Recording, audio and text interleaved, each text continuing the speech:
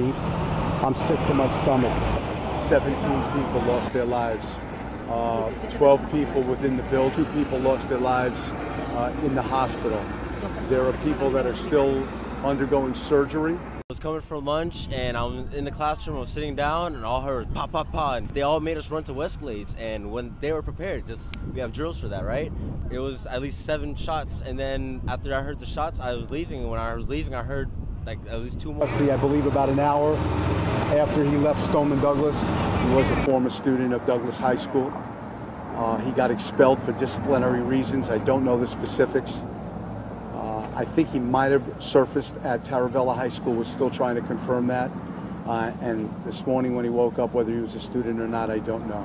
He had countless magazines, multiple magazines, and at this point, we believe he had 1 AR-15. Vision right now, you're going to see scenes of children running for their lives.